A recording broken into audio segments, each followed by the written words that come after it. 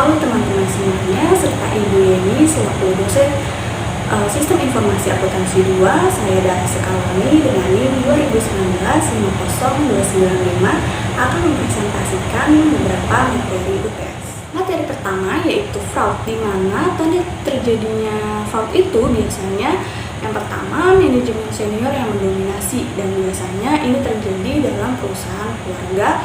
Kedua, naik atau turunnya yang drastis dalam keuntungan ataupun kerugian perusahaan. Ketiga, sering terjadinya perubahan auditor atau pengusaha hukum lainnya.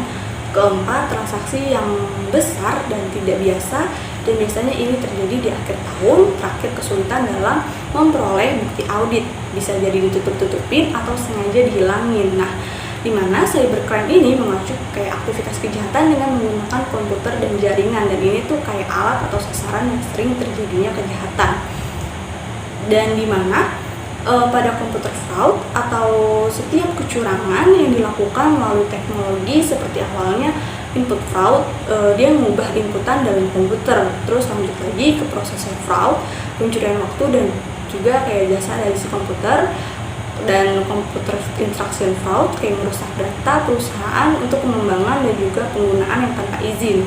Data fraudnya mengubah dan merusak data perusahaan, dan dari 4 data ini bisa dicuri dan diedit tanpa izin, sehingga hasil output yang akan keluar ini bisa tahu nih kenapa datanya yang kita lihat ini kayak janggal dalam transaksi ataupun data-data lain. Chapter selanjutnya, di mana internet menjadi salah satu kebutuhan utama bagi semua orang. Semua komputer umumnya terkoneksi dengan internet, tapi kecurangan dan juga kejahatan dalam dunia maya ini menjadi salah satu besar bagi dunia.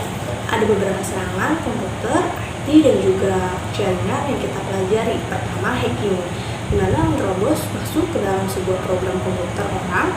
Kedua, hijacking, memperoleh kendali atas komputer untuk melakukan aktivitas yang terlarang, bahkan kayak dibajak, digunakan untuk menyerang sistem informasi dan juga bisa sampai servernya itu down. Ketiga, spamming, di mana mengirim pesan yang sama kepada banyak orang, dan kadang ada email yang isinya itu link, di mana kalau kita klik link itu akan seperti komputer kita down dan datanya hilang, itu bahaya. Maka itu dengan cara social engineering, di mana mengacu kepada teknik atau trik yang digunakan untuk mendapatkan akses yang dibutuhkan atas sebuah sistem dan mendapatkan data-data yang penting. Dan data-data yang penting itu bisa dimanfaatkan untuk compassion, di mana keinginan untuk menolong seseorang yang seolah-olah sedang membutuhkan pertolongan. Kedua, greed, orang lebih cenderung bekerja sama untuk menghasilkan uang bersama. Urgency, kepepet atau kebutuhan mendesak yang membuat orang tuh lebih kooperatif dan juga akomodatif. Keempat, vanity, di mana cenderung bekerja sama tapi berbeda dengan atas, jika memancing mereka bahwa mereka akan menjadi lebih terkenal atau populer gitu.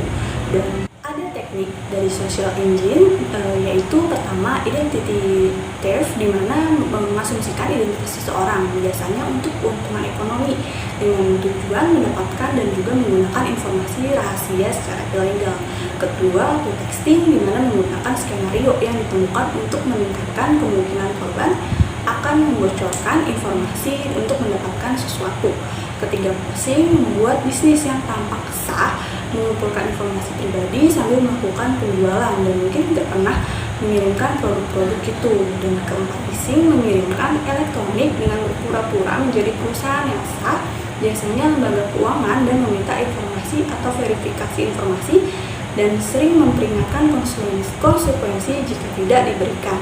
Dan ada beberapa software yang digunakan untuk melakukan kejahatan yang merugikan, di mananya spyware atau adware dan torpedo software, di mana ketiganya itu dapat mempunyai kelebihan serta kekurangannya masing-masing. Selanjutnya, di mana salah satu peranan dari sistem informasi akuntansi adalah untuk mengendalikan jalannya sebuah perusahaan, dan untuk itu manajemen perusahaan harus menjamin bahwa tujuan bisnisnya itu bisa tercapai dengan mengendalikan hal-hal penting supaya tujuan organisasi dapat tercapai.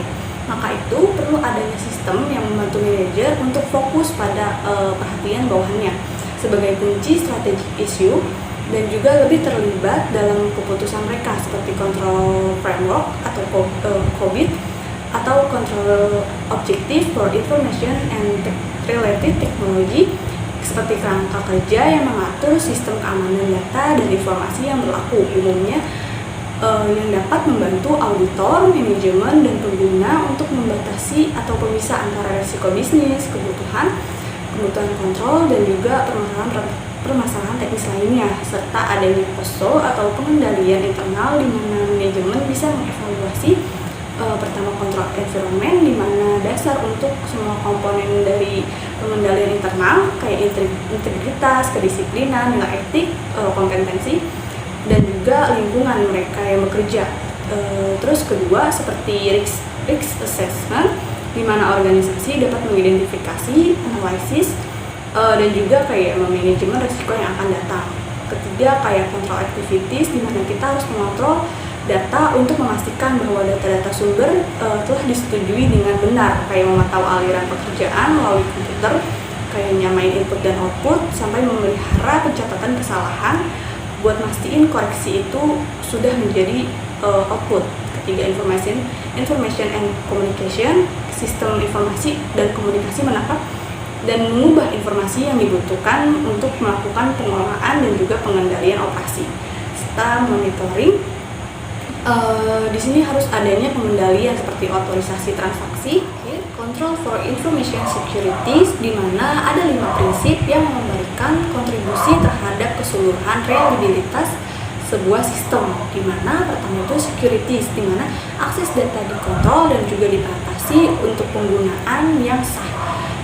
Kedua kayak confident, data yang rahasia itu dapat dilindungi perusahaan. Privacy hanya sesuai dengan kebijakan internal atau eksternal yang udah disepakati. Proses integrity, di mana data diproses secara akurat, lengkap, tepat waktu, dan hanya dengan otorisasi yang tepat. Terus availability, sistem dan informasi tersedia untuk memenuhi operasional dan juga kontrak kewajiban.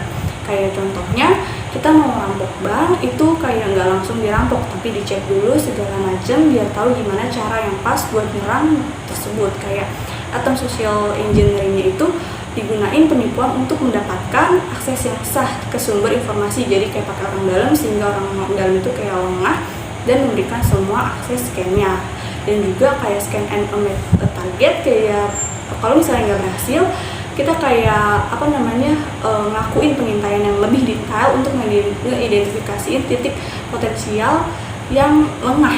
Dan juga kayak kita akan research di mana kayak untuk menemukan kerentanan atau kayak cara celah lain buat kayak kasih akses itu. Terus kayak exit the attack, di mana kayak kalau misalnya udah rentan kita kayak lebih memanfaatkan dan buat ngedapetin akses data-data informasi lainnya. Dan mungkin kayak cover track, kayak kalau kita udah nembus dan kayak udah dapetin korban, terus kita kayak bisa nutupin apa yang kita udah telah lakukan untuk mendapatkan akses, sehingga kontrolnya itu akan diimplementasikan kayak lebih ngeblokir kita, kayak nggak kelihatan bahwa kita telah mencuri data ataupun akses dari si bank yang kita udah rampok.